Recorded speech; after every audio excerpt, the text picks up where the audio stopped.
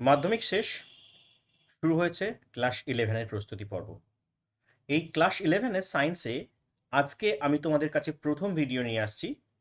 এর আগে একটা সিলেবাসের ভিডিও দেখেছি, যদি না দেখে থাকো অবশ্যই চ্যানেলে দেখে নাও।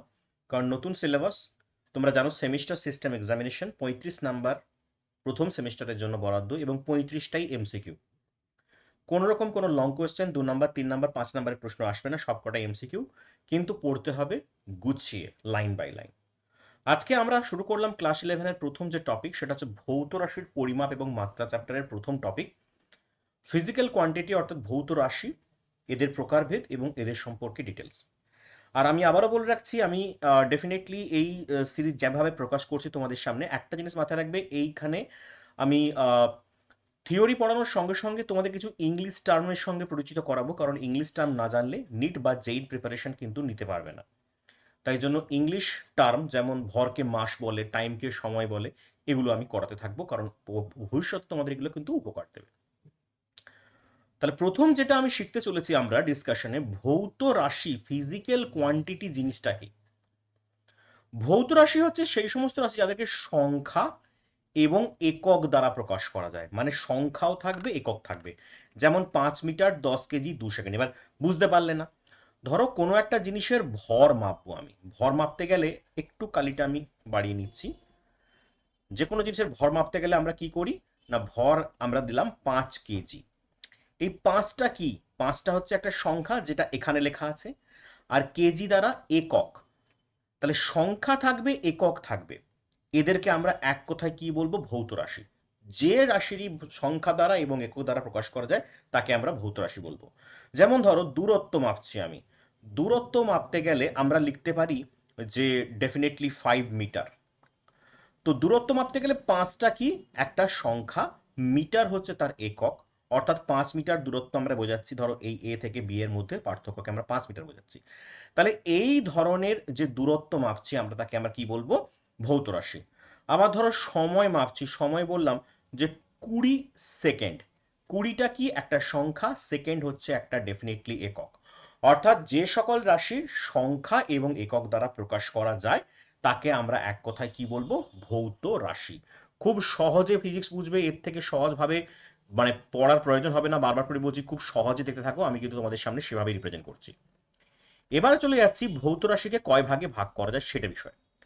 দেখো, ভৌত রাশি ফিজিক্যাল কোয়ান্টিটি, ইংরেজি নামটা কিন্তু মনে রাখবে, বারবার করে বলছি। ভৌত রাশিকে দুভাগে ভাগ করা যায়, এক হচ্ছে মৌলিক রাশি যাকে আমরা ফান্ডামেন্টাল কোয়ান্টিটি বলবো, আর একটা হচ্ছে লব্ধ একক যাকে আমরা বলবো ডেরাইভড।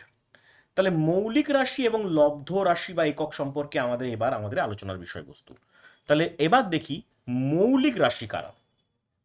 মৌলিক রাশি হলো সেই সমস্ত রাশি যে অন্যের ওপর নির্ভর করে না, নির্ভরশীল নয়।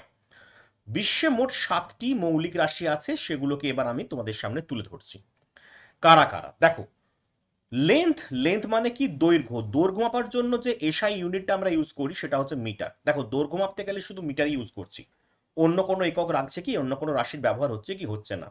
তাহলে এই রাশিটি অন্য রাশির উপর নির্ভর করছে না, তাই একে আমরা কি বলবো, ফান্ডামেন্টাল কোয়ান্টিটি বা মৌলিক রাশি।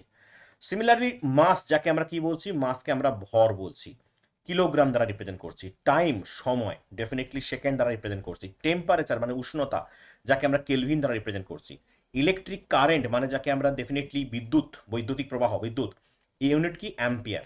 অ্যামাউন্ট অফ সাবস্টেন্স, পদার্থের পরিমাণ, মোল দ্বারা রিপ্রেজেন্ট করছি। এবং লুমিনাস ইন্টেন্সিটি, দীপন প্রাবল্য, যাকে আমরা ক্যান্ডেলা দ্বারা রিপ্রেজেন্ট করছি। আমি ইংলিশের সঙ্গে বাংলা নামগুলো বলে দিলাম, ভালো করে ইংলিশ নামগুলো মনে রাখবে, কারণ নিট যেই ভবিষ্যতে কিন্তু তোমাদের কাছে এই ইংলিশ নামই কাজে লাগবে। লুমিনাস ইন্টেন্সিটির বাংলা নাম হচ্ছে দীপন প্রাবল্য, আর অ্যামাউন্ট অফ সাবস্টেন্স মানে পদার্থের মধ্যে পরিমাণ। বাকিগুলো তো আরামসে বুঝেই যাবে। তাহলে এই সমস্ত রাশিগুলো অন্য রাশির উপর নির্ভরশীল করে না, নয়। তাই জন্য ডেফিনেটলি এদেরকে আমরা কি বলবো, মৌলিক রাশি বা ফান্ডামেন্টাল কোয়ান্টিটি। মনে রাখবে, গোটা মহাবিশ্বের 7টি ফান্ডামেন্টাল কোয়ান্টিটি আছে, আর এর সাথে এখন দুটি নতুন যুক্ত হয়েছে ডেফিনেটলি। সেটা কি, সেটা আমরা আসছি পরবর্তী ডিসকাশনে। যেমন ধরো তোমাদেরকে অ্যাঙ্গেল বা কোণ, কোণ মাপছি কি দিয়ে, রেডিয়ান দিয়ে। মনে রাখবে, কোণ মাপা হয় রেডিয়ান। আর ডেফিনেটলি সলিড কোণ বা ঘন কোণ যাকে বলছি, তা সেটা মাপা হয় স্টেরেডিয়ান দিয়ে। কি দিয়ে, স্টেরেডিয়ান। এই দুটোকেও আমরা কিন্তু এখন বর্তমান যে নতুন ফিজিক্স এসছে তাতে কিন্তু এই দুটি রাশিকেও আমরা ফান্ডামেন্টাল কোয়ান্টিটির আন্ডারে ঢুকিয়েছি। বাট মহাবিশ্বে যদি এক কথায় প্রশ্ন জিজ্ঞাসা করে ফান্ডামেন্টাল কোয়ান্টিটি কটা, 7টা হবে। আর ডেফিনেটলি পরবর্তীকালে নতুন সংযোজক দুটো হয়েছে, এই দুটো সম্পর্কেও কিন্তু প্রশ্ন আসে ব্যাপক আকারে। কোন কাকে বলে, ঘন কোণ কাকে বলে, এটা আমরা পরে আসছি ডিসকাশনে। মৌলিক রাশি আশা করি বুঝতে পারলে। এবার যেটা শুরু করব সেটা হচ্ছে আমাদের লব্ধ রাশি বা লব্ধ এককের সম্পর্কে। ডিরাইভড কোয়ান্টিটি কি না, মৌলিক রাশির সংযোজনে বা সমন্বয়ে তৈরি হয়েছে, মানে একাধিক মৌলিক রাশি মিলে সেটা তৈরি হয়েছে। যেমন বেগ, ত্বরণ, বল, এদের ইউনিট আমি এখানে এক এক করে ব্যাখ্যা করছি। দেখো, এরিয়া, এরিয়া মানে কি, ক্ষেত্রফল। এরিয়া মানে বাংলায় আমরা কি লিখবো, ক্ষেত্রফল। দৈর্ঘ্য এবং ব্রেড মানে হচ্ছে প্রস্থ, লেন্থ মানে দৈর্ঘ্য, ব্রেড মানে প্রস্থ। তাহলে দৈর্ঘ্য এবং প্রস্থের দ্বারা এই ক্ষেত্রফল নির্ণয় করা যায়। তাহলে ক্ষেত্রফল যেমন দৈর্ঘ্যের উপর নির্ভরশীল, ক্ষেত্রফল আবার প্রস্থের উপর নির্ভরশীল। দৈর্ঘ্য এবং প্রস্থ যাই করো না কেন সেটা কি দিয়ে মাপা যায় না, সে দুটোই হচ্ছে ফান্ডামেন্টাল কোয়ান্টিটি।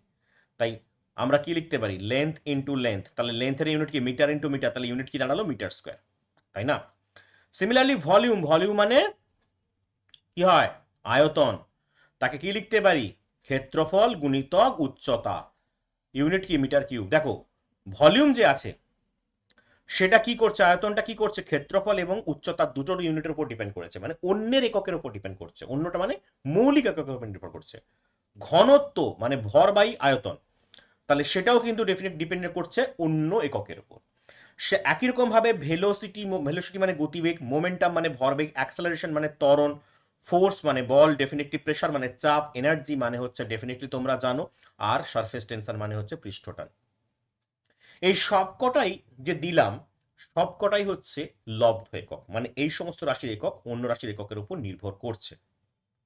এগুলোকে আমরা কি বলছি, লব্ধ একক। মনে রাখবে, এই যে ডেরাইভড ইউনিট বা লব্ধ এককটা বলছি, মহাবিশ্বের 7টি মূল বা মৌলিক একক যাকে প্রাথমিক এককও বলছি সেগুলো ছাড়া বাকি সমস্ত এককই কিন্তু লব্ধ একক। তাহলে আমরা আজকে শিখলাম ভৌত রাশি কাকে বলে, ভৌত রাশি কয় প্রকার, কি কি, প্রাথমিক একক বা মৌলিক একক কাকে বলে, এবং দ্বিতীয় শিখলাম লব্ধ একক কাকে বলে। এর পরের ক্লাস যখন আমরা আসব, সিস্টেম অফ ইউনিট, অর্থাৎ যে সমস্ত ইউনিট ইউজ করে আমরা পরিমাপ করি, তোমরা নিশ্চয়ই নাম শুনেছো, সিজিএস পদ্ধতি, এসআই পদ্ধতি, এফপিএস পদ্ধতি, সেগুলো কি এর পরের ক্লাসে তোমরা কিন্তু সেই সম্পর্কে জানতে পারবে। লাইক এবং সাবস্ক্রাইব করে দাও এবং ডেফিনেটলি চ্যানেলের সঙ্গে যুক্ত থাকো, কারণ আমি প্রথমে থিওরি করাবো, তারপরে এই সেমিস্টারেতে 35 মার্কসের যে এমসিকিউ থাকবে, এই 35 মার্কস কেমন এমসিকিউ, কিরকম প্রশ্ন আসবে, 35-এর 35 পেতে গেলে চ্যানেলের সঙ্গে যুক্ত হও। দেখা হচ্ছে পরের ভিডিওতে। ধন্যবাদ, আর পারলে এই কোশ্চেনটার অ্যান্সার দিয়ে যাও।